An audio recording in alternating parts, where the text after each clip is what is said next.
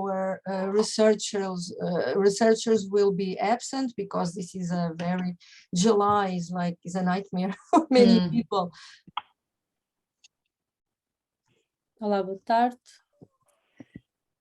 Bem-vindos ao último seminário de performance e cognição do ano letivo de 2021-2022. Temos o prazer de ter a Helen Jamieson conosco. We have the pleasure to have Helen Jamieson with us. Sorry if I don't pronounce it so well. Fine. She was telling me that just a while she's from New Zealand and she's been invited by Clara Gomes is going to introduce Ellen and her work, and we're looking forward for that. So go ahead.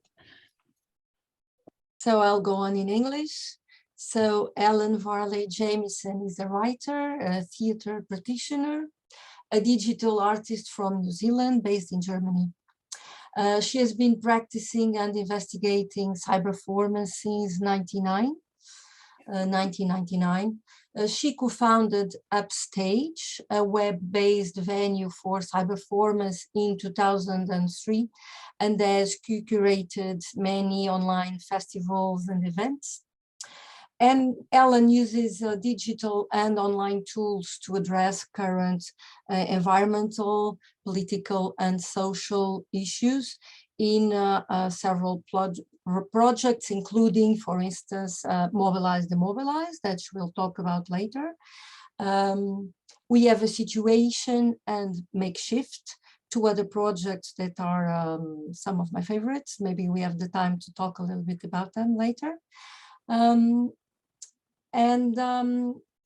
Also, she holds a Master of Arts from the University of Queensland with what can be considered a seminal dissertation on cyberformance, a term that she coined and that was very important for my own investigation and practice, as well as for other researchers, academic researchers.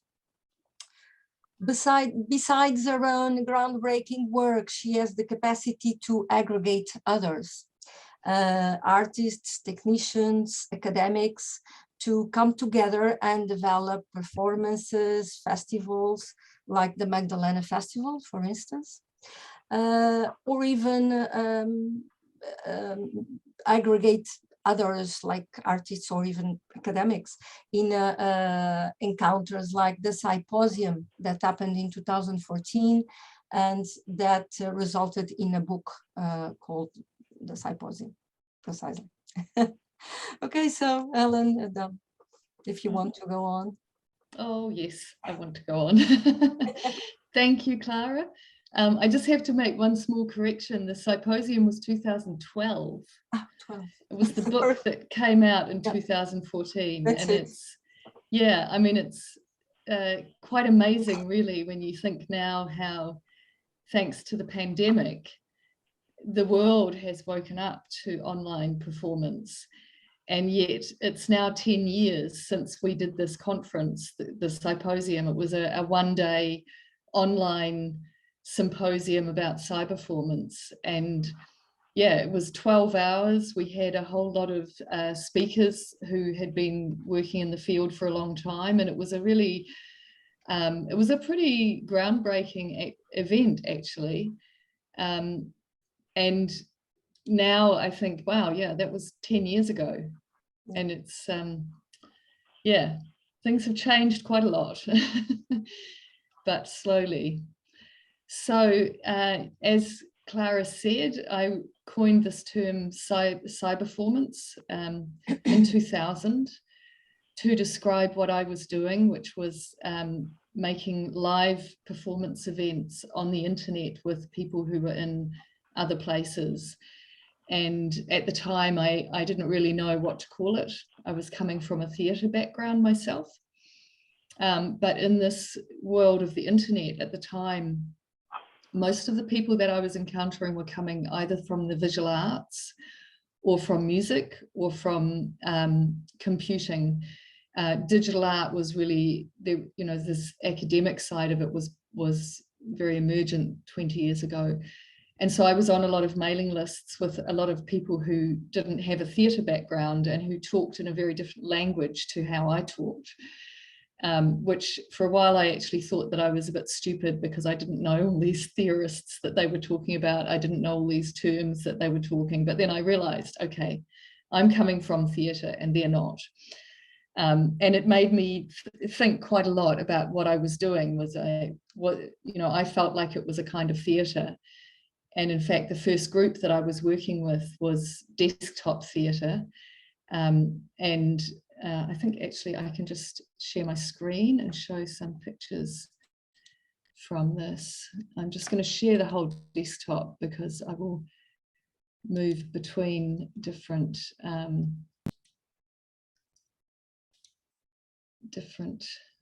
whoops, that's not where I wanted to go. Hopefully this will come up in a minute. Tell me when you can see it. Is it sharing yet? Yeah, okay. It just takes a little bit of time. So desktop theatre was the first group that I started doing this with. And we were using an online chat room called The Palace, which was a social space, and it was a graphic sonic chat room. So everybody in the Palace was represented by a little avatar.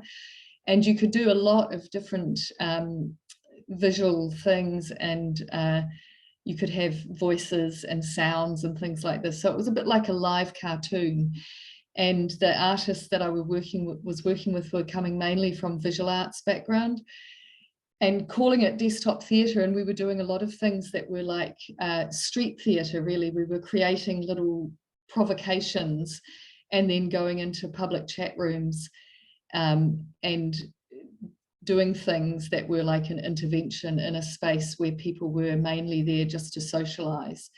And in fact, the one on the bottom left there, you can see there's 3 black figures. We were the women in black protesting against the invasion of Iraq and going into these mainly North American chat rooms and posing silent questions about the war, which was sometimes we were met with quite aggressive responses because people didn't like to be provoked about this and they just wanted to chat. But other times we had some really good discussions with people.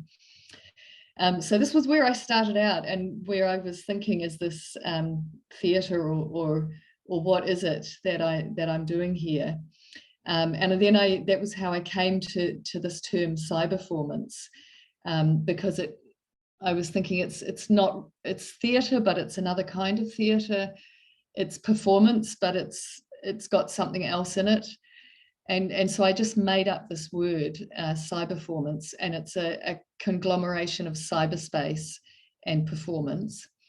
And the definition of it that I decided, because I was making it up, is that it is using internet technology to bring remote performers together in real time for live theatrical performance.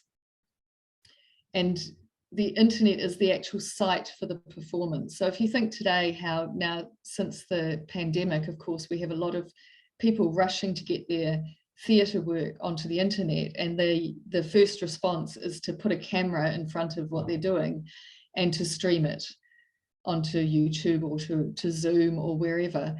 And this is fine, but it's more or less the same as what we can do for a long time with live television, for example.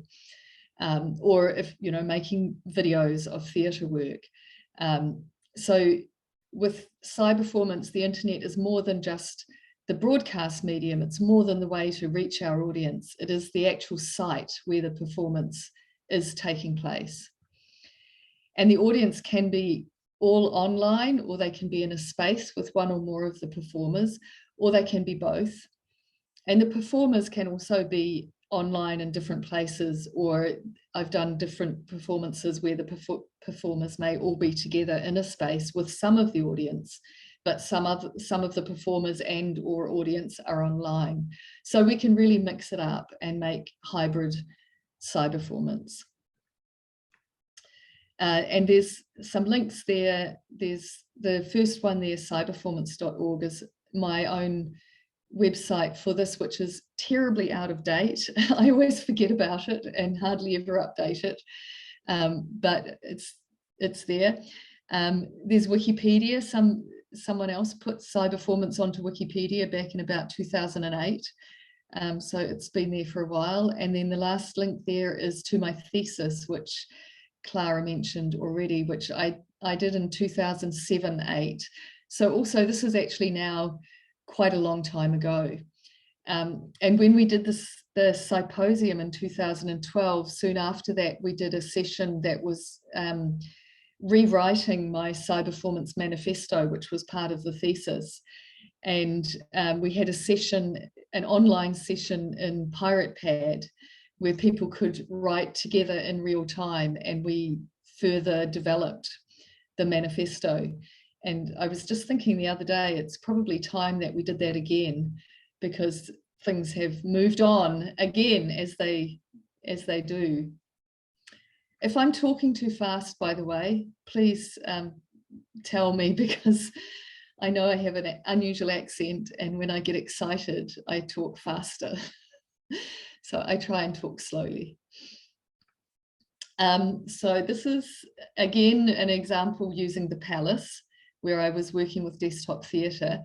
And I've included this example because it was the first time that I put cyberformance into a theatre context. And I was at a festival at the Oden Teatret in Denmark. Some of you may be familiar with this theatre. It's the director Eugenio Barber. It's his theatre, and there was one of the Magdalena Project festivals there, which is this network of women in theatre and performance that I'm part of. And I wanted to show them what I was doing. So I just made a kind of a presentation with two of the people from desktop theatre. And you can see me sitting there on stage with the projection on a screen behind. And this was in 2001. And there was no internet in the theatre at that time. We had to use a mobile phone. And the audience were mostly theatre practitioners. And afterwards, they erupted into a huge argument between themselves about whether what I was showing them was theatre or not, which I found kind of funny, because I was already calling it cyberformance at this point, and I wasn't really saying it's theatre or it's not theatre. I was just doing it. But this discussion with some people saying, no, you can't call it theatre, there's no body, and other people saying she can call it what she wants, you know.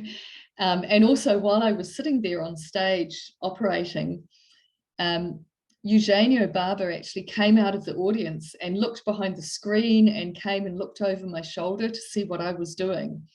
And I was so focused on what I was doing that I didn't notice this at all. Someone told me afterwards that this had happened.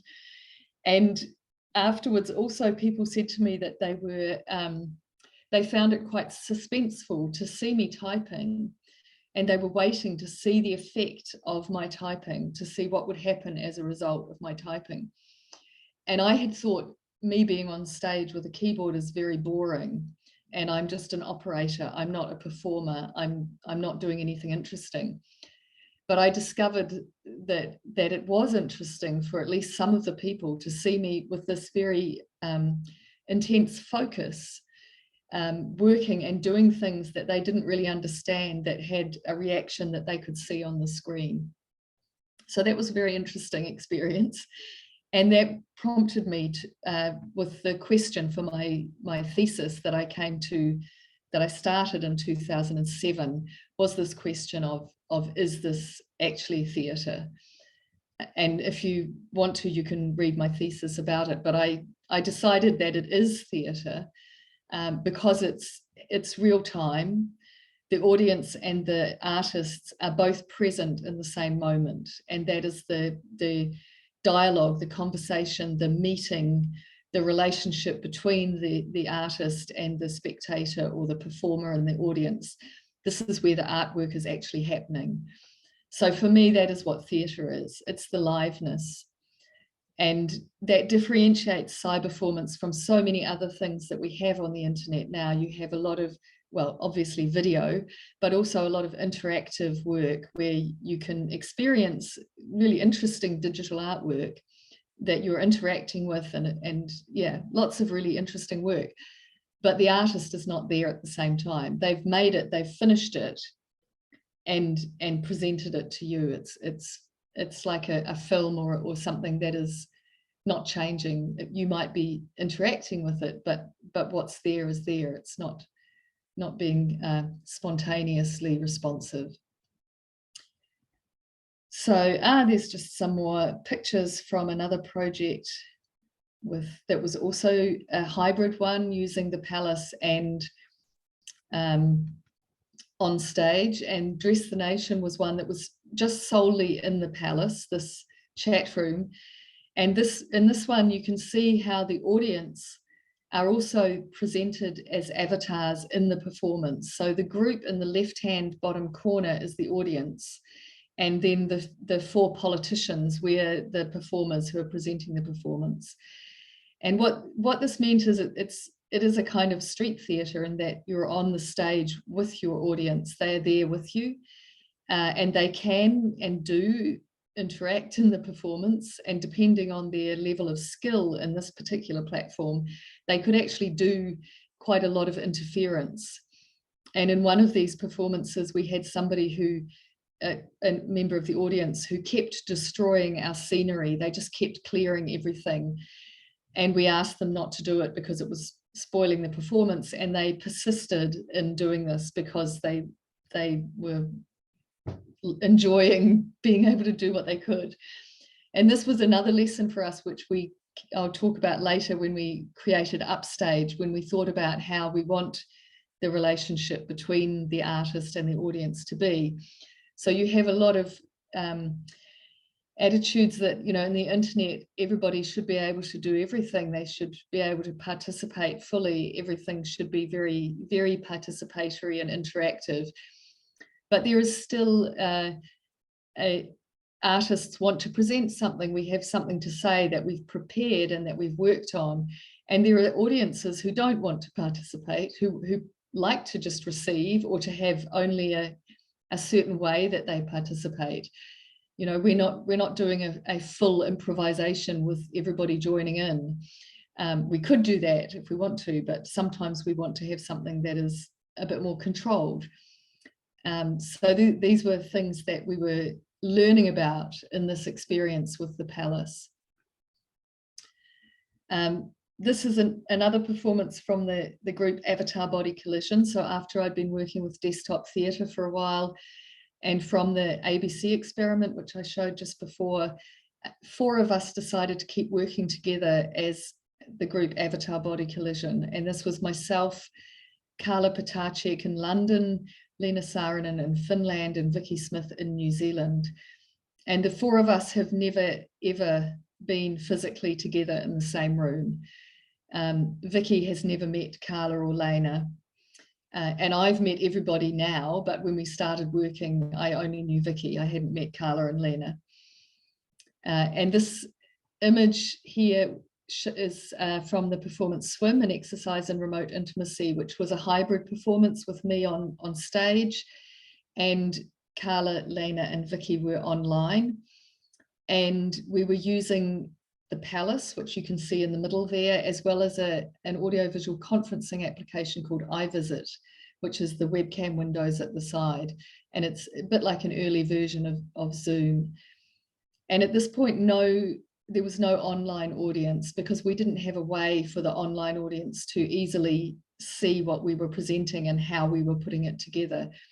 This is showing you what we called screenography, which was when we were arranging the different elements in a particular way on the screen for projection in a space with a proximal audience, not an online audience. But of course, people were asking us all the time, how can we join your performance online? And this was another thing that prompted us in the development of UpStage. So we come to UpStage, which we developed in 2003, because we wanted a way, if I just go back to this one, we wanted to put together the webcams the characters that we were using in the palace. We wanted to combine all the best features from these softwares and get rid of the ones that we didn't like, because they had features that were designed for meetings or for different things, or they let the audience do things like destroy your scenery. So we were fantasizing about having software that we could design for our own purposes, our artistic needs. The Palace is a social chat room designed for social and entertainment. And iVisit was a meeting business conference tool, really. And both of them had things that were good for us, but also things that were annoying or difficult, or that we couldn't change to be the way we wanted them to be. So in 2003, we developed UpStage, which was it is a web-based platform, which means that the audience and the performers don't need to download or install anything. It works through your web browser, and it allows you to use most things that you can do on the internet. So live audiovisual streaming, animations, images, audio, live text, live drawing, and a text chat with the audience. And we are developing more features all the time. And it will be 20 years old in January. And we have just last year completely rebuilt it. So the original was developed using Flash. Maybe some of you are aware of Flash. It used to be the state of the art for this kind of online multimedia content. But since the development of smartphones and tablets, it's become obsolete because the developers of those devices decided they didn't want it. So we've had to rebuild UpStage completely in order to remove its dependency on Flash, because that now no longer works. And that has also allowed us to improve a whole lot of things. And we have never had very much money for this project. We've had very small grants initially from New Zealand. And then just recently, we've had a grant from the EU, from Creative Europe, which has allowed us to rebuild it. And that is the Mobilise, Demobilise project that I'm going to come to in a minute. So just briefly there, what UpStage is. It's an online venue for live performance, browser-based. So unless you want to install your own server, you don't need to do that, but you can just use it on your desktop computer or your laptop or your mobile. And it allows the real-time manipulation of digital media, all those things that I already mentioned, and text-to-speech, which is computerized voices that we use for the avatars, kind of robotic voices. So the audience can interact through the text chat and other features that are coming soon. And there we go. It's been co-funded by Creative Europe. So now we just backtrack a little bit to talk briefly about a couple of projects that Clara also mentioned in the introduction. And Makeshift, which was done by myself and Paula Crutchlow between 2010 and 2012. At this point, we did not have the ability to do proper audiovisual streams in UpStage. So I used frames like you can use for a website. That is an old way of doing websites, where you have different HTML pages and different frames. And I put these webcam windows in the frame on the left-hand side and UpStage in the frame on the right, so that we could have streams happening at the same time with UpStage. So it was kind of makeshift interface that we made for this performance. And it was taking place in, it was very hybrid. It took place in 2 domestic houses in the living rooms, and Paula would be in one and I would be in another, and they were usually in different countries. So you can see in this one, Paula was in Cornwall in the UK, and I was in Oroville in India. And in each of the houses, we had a small audience of about 8 to 10 people, including the person whose house it was. And the idea was that they invited us in to make this as a kind of a house party as well as a performance. And then there was also an online audience who were seeing this whole interface through their web browser. And the people in the houses could also see a projection of this. The people in the houses were co-authoring the work with us. So they were doing all kinds of things, from holding the webcam to creating scenes, to building kites out of recycled plastic. And the people online were also doing various tasks, like they were sometimes having to look up information on the internet to provide answers to things. They were giving us information about recycling and different things like this in their own locations. And sometimes they would also make kites out of their recycled plastic and send us pictures at the end. So it was quite an active experience for the audience. Did you ever come to one of them, Clara? I don't remember. Yes, I did. Yeah, which one did you come yes, to? I did. I can't remember. I think to more than one. Okay. I was in the audience, just participating with text. Online, yeah. Online. But I really liked it. It was very interesting. You did all kind of activities with the families, kites and using garbage and bottles, etc. And I think it was quite interesting. It was, and I think it was, I had been to others, I think, but this time I really felt like I was participating. So it was interesting. Yeah. It And was I about... Dave, and Dave was a character that was very interesting. Yeah. Dave, yeah.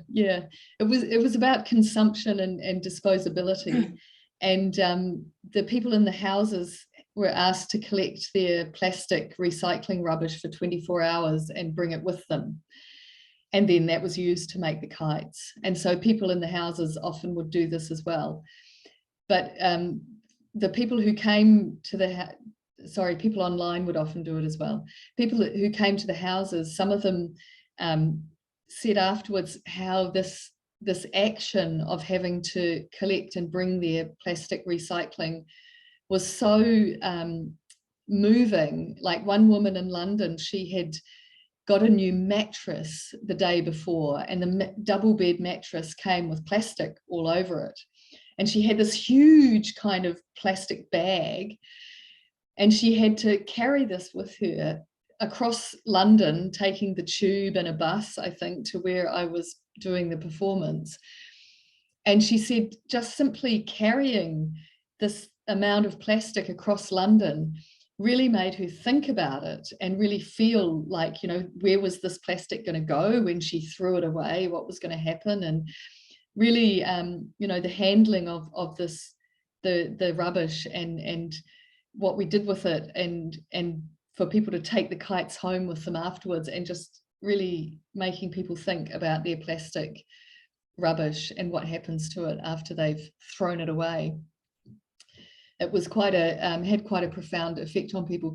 We stopped doing it because it was a very exhausting piece to make. The whole performance, like from us arriving in the house through to we had to prepare the people in the house first, then the performance was nearly an hour, and then in the house we would often talk with people for more than an hour afterwards. And beforehand we'd had to find a house that would host it and make sure that everything was okay in the house, that we could project on a wall, that the internet was okay, and all of these things. So for each performance, it was a huge amount of work, and actually Paula and I both became very exhausted from doing it. It was unfortunately an unsustainable performance, even though it was kind of about sustainability. And then we have a situation is the next project that I'll talk about. This was the project where we managed to get funding to add the audiovisual streaming into UpStage. So now you can see in this picture that the webcams have moved into the scene. They are part of the same interface in the browser. along with all the other imagery that we were using. There's a photograph in the background, and then there are objects on top. The robot and the toaster are different objects that have been placed there. And then you can see the chat on the side. So we have a situation with a similar concept to Makeshift, in that I was invited into different places where a local group would have a situation that was an urgent issue that they wanted to discuss. This example is from London, and it was about e-waste. I did one in Rio de Janeiro that was about water pollution. And one in Austria about industrialization of food, farming and food, and there were some others as well. You can see them on the website. And in this one, I would go in and work with a group for about a week or 10 days to create the cyberformance, which would be a catalyst for a conversation about the theme. So in the performance, we were trying to present the situation without trying to give answers. And I was working quite often with a mixture of artists and activists, or local people, sometimes really not even people who had much connection with the arts or had done anything like this at all before. So very diverse kinds of people would get involved, and we were sometimes presenting at a festival, or we did one in Eindhoven in a library, different places that we were doing these performances in. And usually there would be different groups connecting online from other locations, as well as the online audience and a local audience. And we would present the work, the performance, and then have a networked conversation where the idea is that the online audience are putting in their ideas and experiences in response to this local situation, and to allow us to see how we have situations that are very local, but they often have global counterparts that are different or similar, and we can share our problems to try and find other ways into it. And often, because of the cyberformance, people would find that they were very much taken out of their usual mindset about a situation. One example, I'm not sure if I have a picture of it. Oh, no, I don't. In Coventry, I did one at the university, which was about the relationship between the people of the town and the students. And the students there, they come from other places, 75% of the students, and they have no relationship to the city itself. And some of them are very, they don't treat it well. And the local people have a lot of problems, like about the garbage, about the abandoned cars, about the nightlife and all of this. So we had people from the community coming who had very big anger. A lot of it was about the rubbish, actually, the wheelie bins. That was a big problem between the students and the locals. And then we had students who were working on the performance and presenting it to a mixed audience. And afterwards, the discussion was really good, because the performance was about community, and it was about what people think is community and how people find or make a community. And so I think for the local people, they were able to see more of the student side, and the students were able to see more of the local side. And then there were online people who were coming in with really diverse ideas about this particular situation or their own experience that was similar. So it meant that the discussion was really opened up. And I think when people are watching the cyberformance and participating in it, it takes them out of their normal mindset. It gives them a different perspective on how things are, partly because the technology is mediating what they're experiencing, but also, yeah, it makes them think in different ways. It challenges them. You should have a situation in Lisbon, a workshop and situation in Lisbon about tourism. Yeah, well, I think, yeah, tourism could be a really good one to do in Lisbon in particular, but also a lot of people would be interested. Just have to invite me, find some money and bring me back. Yeah. Tourism would be a very good one to work on. And actually that comes into Mobilise, Demobilise, which is the current project. The picture here is showing groups of tourists, and there was quite a bit of discussion about tourism in this particular performance. So Mobilise, Demobilise is a project looking at this very broad theme of mobility and immobility. We did a little festival last year which launched the new version of UpStage. And in this one, we were very much looking at the environmental aspects of mobility and immobility, including tourism, a little bit looking at migration, but also looking at sea level rise, and how cities are very dominated by cars. So what would cities without cars look like? Reclaiming car parks, looking at turning parking buildings into housing, or how the sea is reclaiming car parks in some places where there's sea level rise is already impacting on the urban environment. And there were 3 performances that looked at quite different aspects of that. I'll just switch actually to the website. So can you see the website? Yep. So there's a show reel here which you can have a look at. I won't show it now, you can, because I can't share my sound, but there's a show reel there that has excerpts from the performances, and you can see here the program, which gives you a bit of information about each of the performances there. Remove was done by a group in Sweden. Repose was a group in New Zealand, and Go Go Go was a group in Austria. And we also had discussions and a jam as well as part of the festival. And we will be having another festival this year in November that we're just starting to plan now. We have a big meeting about that next week. So that will be the second and last, probably Mobilise, Demobilise festival, again with performances in UpStage and discussions around this theme. And this year, because of the war in Ukraine, we've been looking at a bit more at the kind of military aspects of mobilising and demobilising.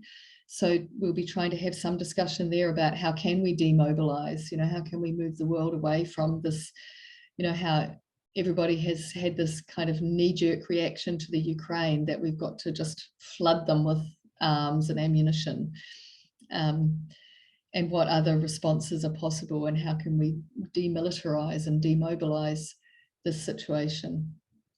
So all of my projects are kind of connected with these themes in different ways. Are there any questions so far about any of those projects? Or if not, I can then give us a little bit of a look at UpStage. I'm probably talking far too long. I'm just looking at the time. Yes, the time passes quickly. So I'll show UpStage then. This is what UpStage looks like when you're in a stage as a player, a logged in player. I can just also show you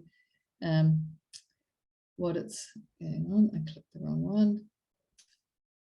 As an audience member, you are seeing the same thing.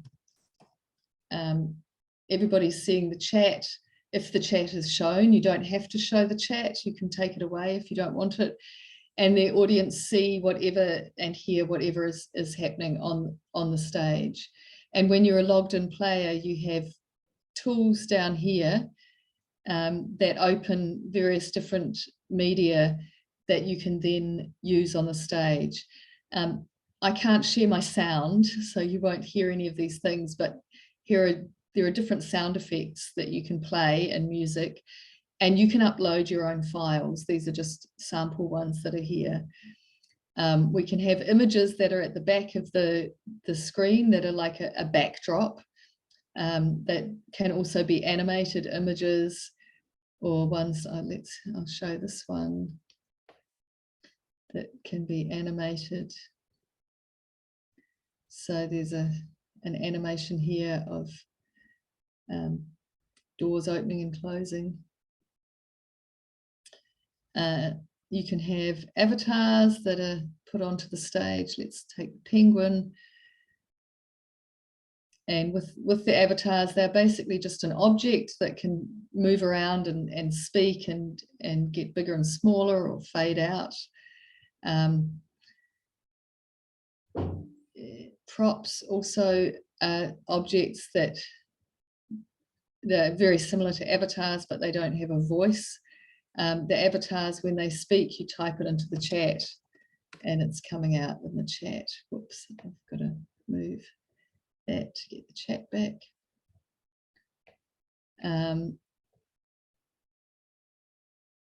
Then we've got the streams. I won't try and show you the streams at the moment because I've got my webcam on in Zoom and sometimes you run into problems, but I can show a little video that's here. Also the green frames, if you're in the audience view, of course, you're not seeing any of the tools or the frames around things and you can't manipulate any of the objects. Just get my tools back again so I can make this one into a round shape, make it, play it. Here we go. It's just a little sample video. And you can also make it faded, turn it around, move it around. It's another kind of streaming. We've got drawing. I'm a very bad drawer, so I'm not even going to try and do anything beautiful, but we have people who are using UpStage who have a proper drawing tablet and who are really good illustrators who can do quite amazing things. So it's a very simple tool that lets you choose different color and a different size of your brush.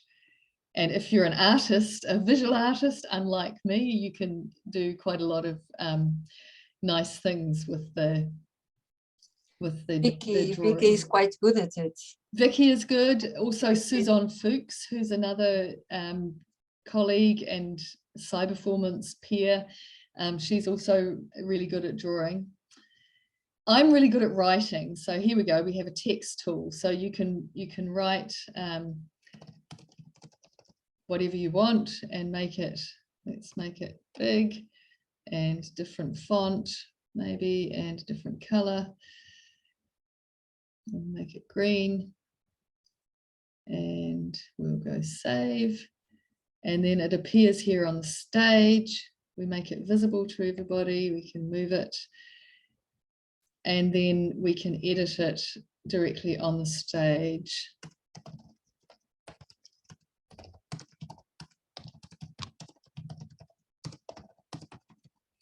So we've had some quite nice work done with kind of live poetry, which is quite nice when you're also interacting with the audience and the audience are contributing through the chat, and you can pull this in real time and put it into your text. And then there's a few other tools here that allow you to do things like the depth tool, where you can move things in front and behind of other objects when they're, let's see, well, that's funny, that is showing strange there. So the penguin is in front of, actually, yeah, I'll just take that one off, gets a bit crowded. He's a little bit faded out. So the penguin is at the moment standing in front of the cone, but we can move him behind it by putting it, whoops, it's not behaving. Okay, it doesn't, oh yeah, there we go. Now we've got the cone in front. And you can also do that, there's a right click menu that lets you also move them around in position. And scenes, no, curtain, I can put a curtain down. So when the curtain is down, the players can see through, so you can be preparing things behind the curtain. And if you are in audience view, the audience just see the curtain. So you can be getting things ready behind a curtain when the audience are not seeing it. And just take the curtain off. And we have a tool called Scenes that lets you have an arrangement of things that you've saved, so that you can just change quickly when you want to change to another scene, and everything disappears and the new scene appears. So if you have a quite scripted performance, you can prepare different parts of it and then have this, you know, now I can pick up my avatar here and make myself stand up and grow big. I'm not using a mouse at the moment, so I'm a little bit slower than usual with my mouse work. And if you could hear my computer, you would have heard a little computer voice saying, hello. The computer voices are quite funny. You can adjust them, the pitch, the kind of voice. There's a whole lot of different voices. There's probably Portuguese. Yep, Portuguese Brazil, Portuguese European, and then you can choose from a number of different sort of female or male or croaky or whispery, whoops. And then you can adjust the pitch and the rate and the volume. The rate is the speed. So you can find a computerized voice that you like for your avatar. And of course, when you have the streams on, which I'm not going to show you because I'm worried that it might crash because I'm using my webcam on Zoom, then of course you can have an audio stream as well as a video stream. So the audio tool that we have here is quite a basic one, just to play a track and loop it. You can play it, you can loop it, you can pause it, you can adjust the volume here at the side. But if you are, for example, if you are a DJ or somebody who does a lot of sound work, you can send an audio stream, so you can use whatever sound mixing software you like to use, and then stream this in real time into UpStage. And you can also work with software such as OBS or video mixing software to send in the video stream. And we have a number of different ways that the streams work. We can now have a Jitsi meeting in UpStage, which is, if you know Jitsi, it's a tool a bit like Zoom, but it works in a browser and it's open source. So our clever developers have made it that we can actually put this in UpStage. And now we can also have a single Jitsi window, which is another way to do it, or an RTMP stream, which is a different way to stream. And with that one, you need a third-party streaming application as well in order to send the stream. But with Jitsi, it's just happening all through your browser, so it's very simple. I could show you the backstage of UpStage if you want, but maybe it's better that I just stop and get questions, because it is now 10 to 7. Yeah, maybe we can ask the audience whether there's questions now. Yeah, and just one thing to finish about UpStage is, if all of these images and things that I'm showing, you can create and upload your own, and these are just sample media that we have on this demo stage. But usually for a performance, you would have a particular visual style that you have created. So I'll just stop. Each performance has its own avatars and its own scenery, etc. I've done some performances with Ellen and other people, especially during the last 2 years, 2, 3 years, 2 years, and it has been quite interesting. Some of them a little bit more theatrical. One inspired in UNESCO, so a little bit more theatrical, let's say, an adaptation of a book by UNESCO that had a lot to do with the pandemic, with the virus. The original work is called it's Jeu de Massacre. Jeu de Massacre. Yeah, and that one had a really specific visual look and feel. We had the characters were these little tiny robots, and the rest of the scenography and everything was drawn. Some of it was live drawing that Vicky was doing, and some of it were drawings that Christina, who had led this project, that she had made and turned into backdrops. So it had this aesthetic that was part hand drawn, very simple, and then these funny little robot characters that had animated beating hearts. So their hearts would sometimes flash beating, and then of course everybody dies in this particular performance. So at the end there's a pile very dark. of But the UNESCO play is very dark, and the times we were living were very dark, still are. Yeah, yeah. I really like that one. I really like to participate in that. Yeah, one. it was fun to do. And actually the absurdist kind of plays work really well in UpStage. We also, with Avatar Body Collision, one of the first ones we did in UpStage was Come and Go by Samuel Beckett. And this is also, there are 3 characters sitting on a bench, and they are sort of like saying, oh, have you heard something's happened, you know, a rumor that they whisper to each other, and then one of them gets up and goes out, and then the other one says something about the one who's just gone out, and they change, and nothing else really happens, but it's very very absurd and kind of funny, but in UpStage it's also very deadpan. So these absurd ones work really well. So does anybody got any questions? I don't have many because I you know, I know your work quite well, and how did you get to meet actually? Does anyone just applies to perform in your performances? How? Well, there are various ways, and actually at the moment, this is a good point that I should, yes, the UpStage website. We've got what we call open walkthroughs coming up, which is a session that where we basically, you have a guest login and you get to play with all the things that I've just quickly showed you. I just put in the link there to the page that has the events on it.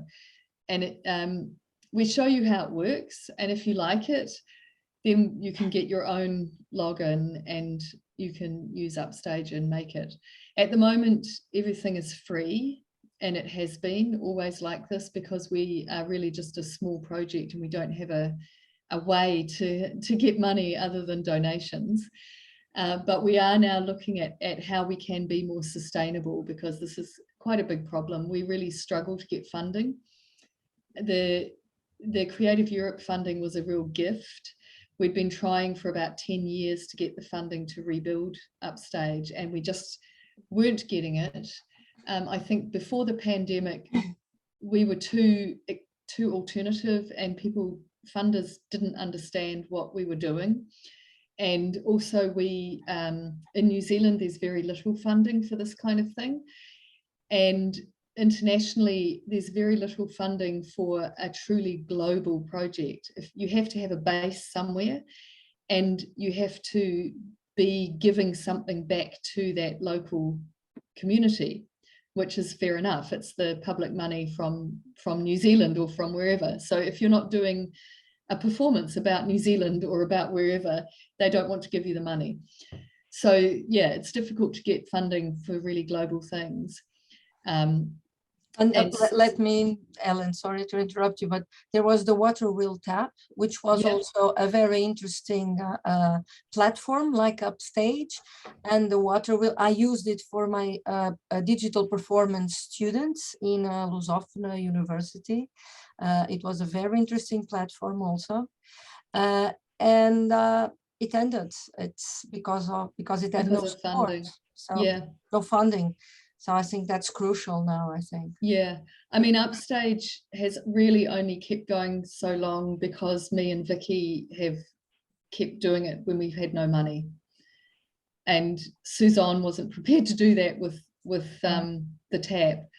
But also it was the streaming. She was paying, I think, something like $200 a month for the streaming, and that was not sustainable without funding. And for us, we have, now that we can put Jitsi into UpStage, this is good because the stream actually goes through Jitsi's servers, not through ours. So we're not paying for that. But it also means if Jitsi ends or disappears or whatever, then we don't have it. But the other kind of streaming that does go through our server is a bit slow. So we don't have fast servers because they cost a lot of money that you need to have. But you know, we do need money, and we do have to find ways to charge for it. And at the moment we're starting to have relationships now. We've got a theatre company in Germany, a gallery in New Zealand, a university in Scotland that want to use UpStage for their students and their projects. So we're looking at how we have a monthly fee. We set it up for them that they have their own UpStage, that they control everyone who has access to it. And it's their events that are on it. So this is how we can do it. And probably at some point we'll start to ask individual people to make some kind of pay what you can donation for the people to use UpStage. And then it's up to you if you're making a performance, if you want to charge your audience or not. But just to go back to how people can get to use it, the open walkthrough is the best way to just get a feel of it, and then to get your own login if you want. And with the second Mobilise, Demobilise festival in November, we might be putting out a call for performances. We actually are having a meeting next week to plan that festival. And it might be that we invite people to make their own performances as well for it. And that would be another way to get involved. In the past, we did have annual festivals from 2007 to 2012, and that was partly how Clara got involved. So every year we had a festival that we put out an open call for and taught people how to use UpStage. And then we had, I mean, the last one went over a whole week, and it was huge. And we had a tiny bit of funding for it. And basically, it was unsustainable for me and Vicky to keep doing this without the funding. And we just couldn't find places to get funding for it. But maybe things change now, you know, with the pandemic. I think there's a lot more interest, and not only from people wanting to create in it, but also audiences are a lot more prepared. They have a lot more of an idea about what it might be to see an online performance. And so they're more prepared to come and even to buy a ticket. So it's a different environment now.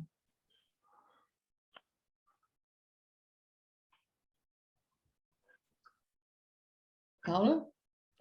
Yes, it was great, Helen. Very clear and very complete, very rich. Thanks a lot for joining us. It's a pity it's the end of the semester, but still. So I agree with you that it's not so interesting to discuss if this is theatre or if this is dance or if this is, it's something new, and you created a name for it, and that's quite enough. But the questions it raises are important things. I've had students working on how theatres themselves have to change during the pandemic to adapt to showing their work, which was not prepared to be transmitted.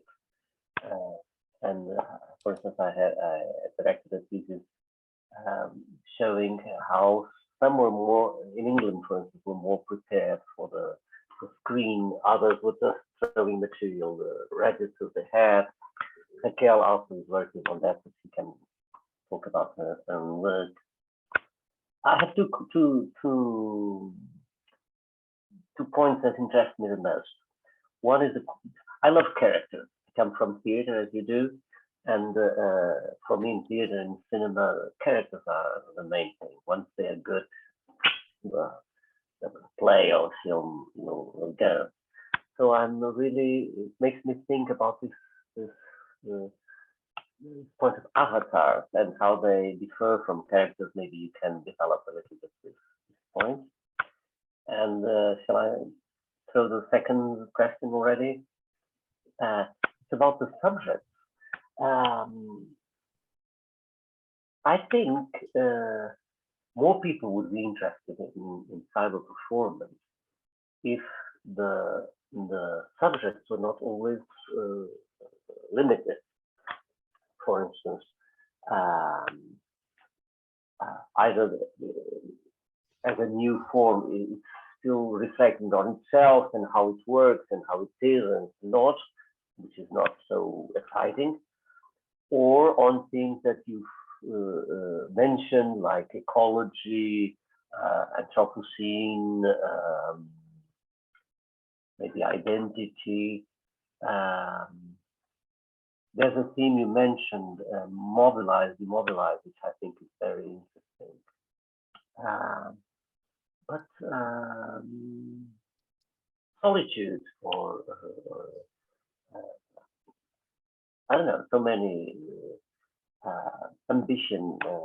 We can think of family, so many subjects that could broaden and bring more people interested in showing the community, not just reflecting on itself and on the new modes, but on life. Okay, well, first of all, the theme is not limited at all. I mean, I'd make my work about the things that interest me, but anybody can make anything in UpStage. And if you look at the festivals, I'll just put the link for the, gosh, where have I put it? There we go, festivals. I remember the performance Face Off, for instance. You remember that, Helen? Which it was one was about that? identity, precisely. Yeah, yeah. I mean, if you look at the festivals, so we had 6 festivals from 2007 to 2012. And with these festivals, we did not have a theme. The first festival happened to be on the 7th of July in 2007, and we called it 070707. And before that festival was even finished, and at that time we were just launching the second version of UpStage. We didn't think it was just a one-off festival. But before that festival had even ended, people were saying, next year, could we do this? And so then we thought, okay, then next year we do 080808 on the 8th of August, 2008. And so this went on every year, 090909, 101010, 111111. Then we got to 121212, which was the festival that lasted for a whole week. And with this festival, we kind of had a bit of a theme, because we had, what did we call it? One was walking backwards into the future and testing 1, 2, 3. So in the first week, we had a retrospective of work from previous festivals that was reshown. So we invited anybody who had made a performance at one of the previous festivals to represent it. And those were shown in the first week. And then we had a day that was about a 24-hour marathon of new work. And this time we didn't only use UpStage. We had work in the Tap, Second Life. There was a couple of other, there was the I participated with Isabel Valverde. That's right. And that was in Second Life. Remember? Yes, yeah. I do. Yeah. And in fact, we even had a screening of UpStage performances inside Second Life. And somewhere there's a screen grab showing avatars in Second Life seated in front of a screen in Second Life, on which they are watching an UpStage performance. So this was really interesting. But anyway, over all of these festivals, there were usually either no theme at all, people could do anything they wanted, or else very general kind of themes. So we did have, there were all kinds of stories that were being told, and they were being made. We had some by school children. We had some by older people, by we had different cultures and different languages, and all kinds of different people making performances about any theme. So yeah, it's up to the people that want to. I'm not telling them what their theme should be. And also with Mobilise, Demobilise, we deliberately made this theme very broad.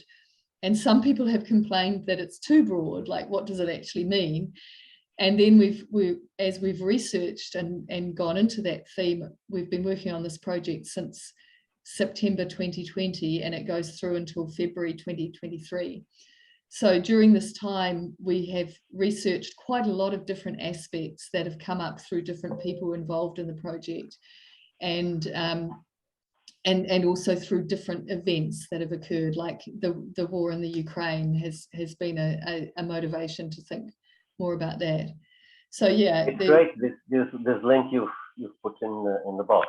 Yeah, I'm looking at it, but still, yeah. it's a lot about the environment, land, water, good water, oceans, and a little. I guess a lot of people are interested in these things. The end of the world. Yeah. Happy New Year. Well, I look at them. Yeah. Maybe I don't know enough about. Yeah, and I invite you to make a cyberformance and UpStage about any theme that you would like to make. We even had one show once that had an adult theme that that was actually pretty controversial, and we accepted it for the festival, and we were taking a lot of care to make sure that we had signs, information that this was R18, that we didn't program it before or after one of the school children's performances. You know, we were taking all of this care. And then shortly before the festival, the artist wrote to us that he was sick and he was overcommitted and he was really sorry, but he was going to have to pull out. And we thought, okay, maybe that was a good thing. We didn't want to censor him, but we were aware that it could potentially be quite a controversial piece. Yeah. So, and to your other question about the characters, this is a really interesting one. Because with the kind of cartoonish avatars that we use, they can sometimes be very emotionless, let's say. Some people find them that they don't really relate to them, and sometimes this is not really a problem. It depends on what the theme is and what you're trying to do with them. But some of the things that I've learned is that you can have a very, very small change that makes a difference. For example, with the robots with the beating hearts that we had in Jeu de Massacre. So that the robots were black, and there were 3 or 4 different colors of the hearts. There was green and red and blue and white. So sometimes they could have the heart just showed with that color, and then other times it was kind of flashing like it was beating. And it's really interesting just what a difference it makes to this character when you've seen a little black figure and then suddenly it's got a red heart flashing on it. And another avatar that had a very simple change is one that Vicky used to use a lot in the palace. And it was a little androgynous kind of mostly male looking kind of figure with the green trousers and a little bit slouchy. And this character could blush. So he had one image where he was just himself, and the other image his cheeks went bright red. And when Vicky did this and the cheeks went red, it was really kind of shocking that this character was suddenly embarrassed or shy or upset or something like this. And it was just the cheeks went red, and that was all that happened. And another thing you can do is using the voices. And I haven't yet, because we've only had the new UpStage since September last year, we're still getting used to the voices, which are all working in a different way. But in the old UpStage, with the voices, there were some voices where you could do things like, if you had 3 dots, like the ellipsis, it would make a pause. And we use this in Come and Go. And I had a character whose line was dreaming of love. That was the sentence, was dreaming of love. And I discovered that if I wrote dreaming of ... love, the computer voice would say, dreaming of love. And it just changed the way that love came out. And it was very evocative and interesting.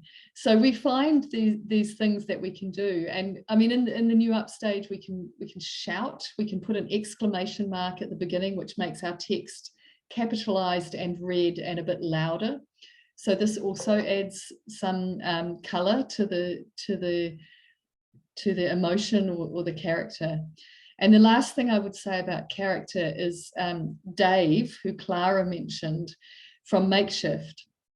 He is probably the strongest avatar character that I've developed. And he was a character in Makeshift who was a kind of an everyman. He's a white man in a suit, a kind of middle-aged white man in a suit who acts as a kind of host to the audience, like he welcomes people and he talks with them and draws them out, and he poses questions and he leads games or different things like this. And then in the middle of the performance, he has a kind of existential breakdown and questions his life and everything about it. And his character goes through this kind of change in the performance. And he also takes in things that the audience says. So at the very beginning of the performance, he is asking people what's it like where you are, is what he asks. And people respond with all kinds of things that might be very concrete, or they might be very abstract or emotional. And he starts using these phrases from people. So the idea with this character is that he's someone who a lot of people have a negative reaction to him in the first instance, because he's this white man in a suit and he says some quite provocative things. He has a friend who's a finance person who's been giving him advice about things, and he's taking on some of these things. So he comes across with these kind of quite materialistic ideas. And a lot of people in the online audience will get angry with him because he'll say things that are really quite provocative. But then other people start to play with him, and he can respond in quite funny ways.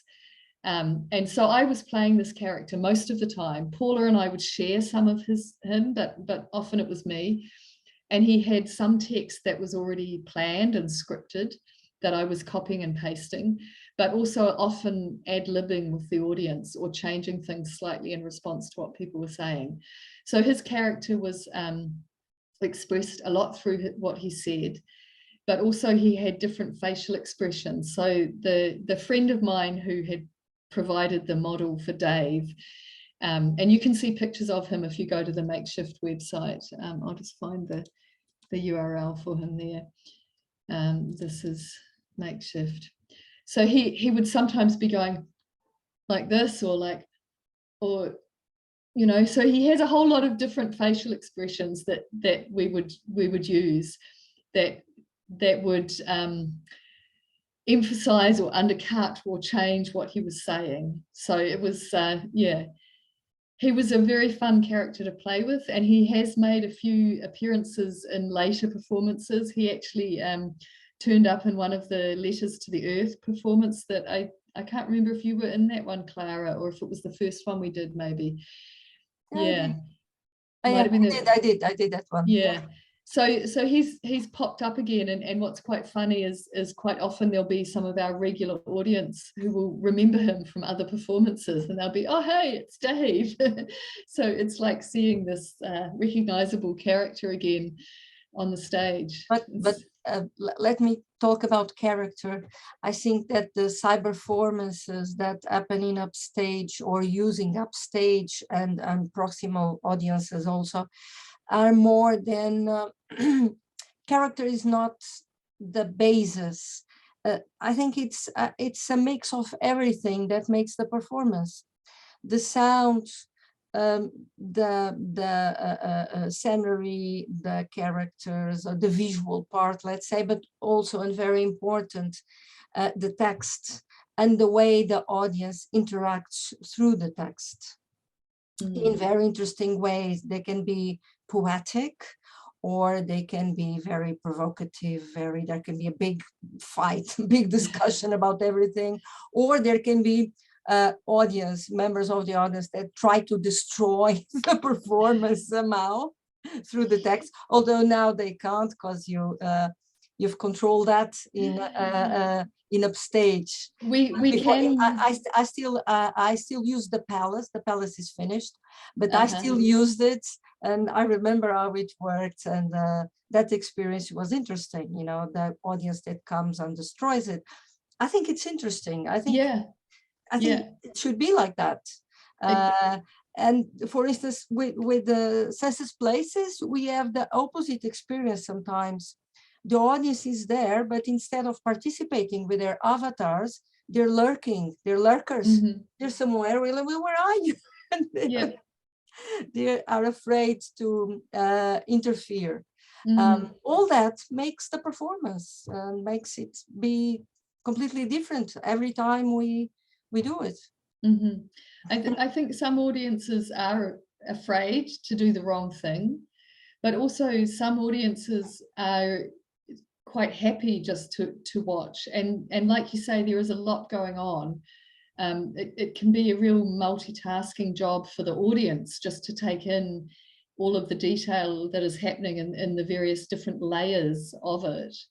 And you know, sometimes I've had performances where the audience are almost silent, and you think, oh, have they just been checking their email? And then afterwards people will write and say, wow, that was amazing, it was really beautiful, or it was really mesmerizing, or whatever. So, you know, there are all different kinds of audiences.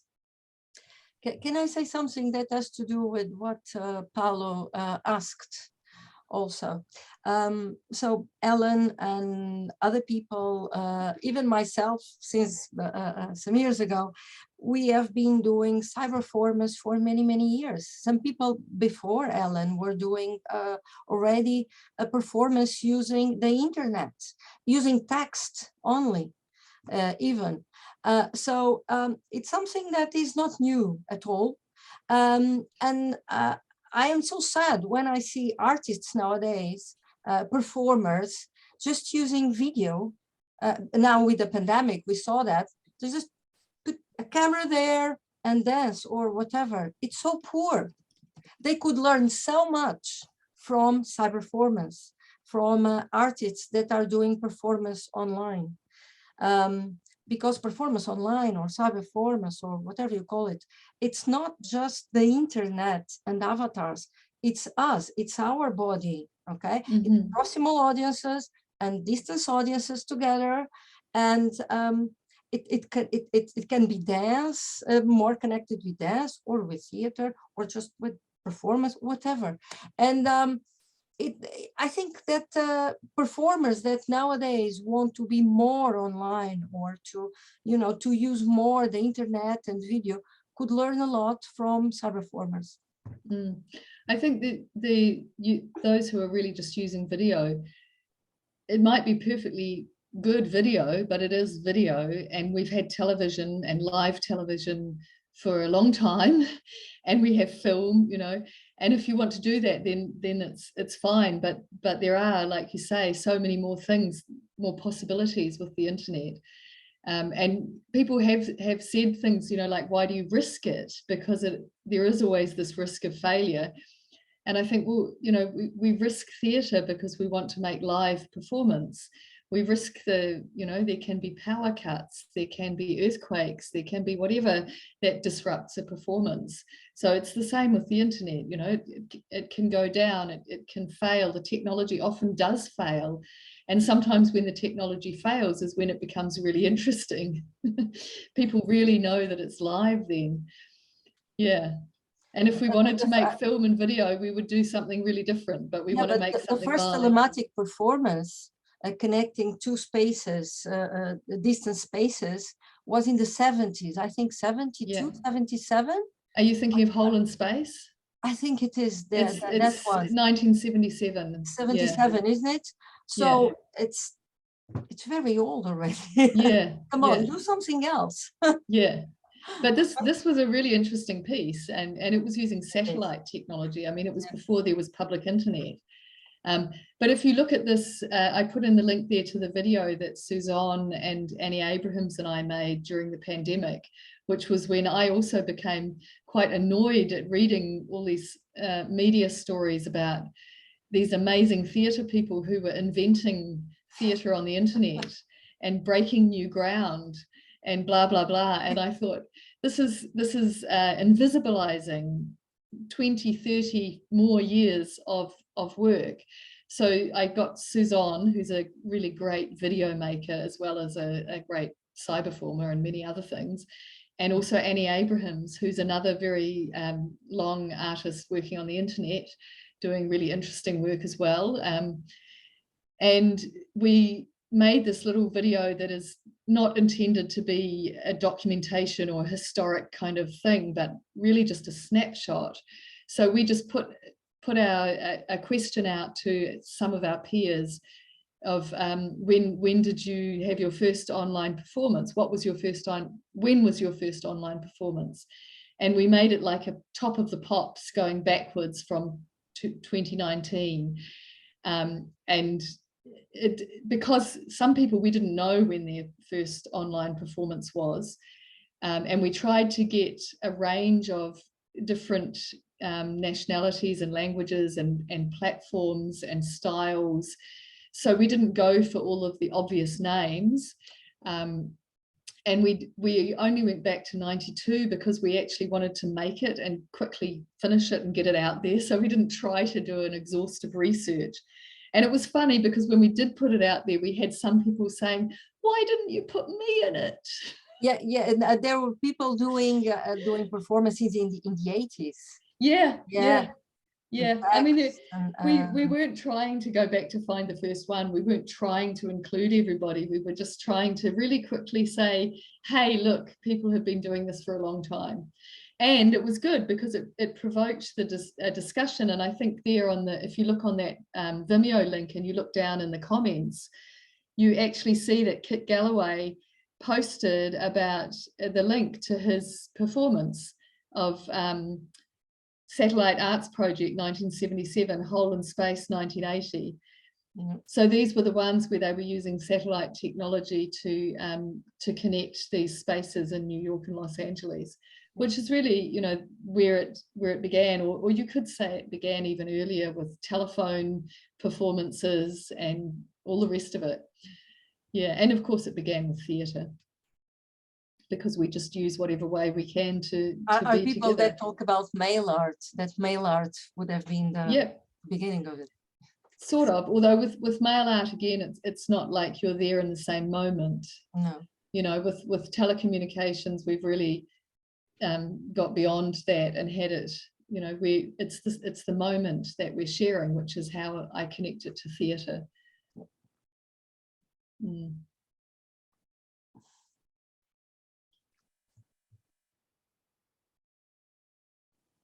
Maybe other comments or questions? I've talked too much. No, it's awesome.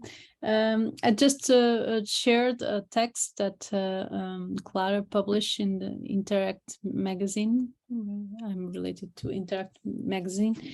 And then this text is related to cyber activism. I was wondering if you could add something on your activity about cyber activism and related to the performance, the cyber performance. Yeah, well, in this with Makeshift, and we have a situation, and also a bit with Mobilise, Demobilise. My kind of intention is to make tiny changes in individual people. So, you know, you have activism where you go out in the streets and you march, or you have activism where you're signing online petitions, you know, and we all get these emails and we click on these things and it's like, you know, are we saving the orangutans, or are we stopping the deforestation of the Amazon, or what? And I don't know, I often feel like, oh, is this really making a difference?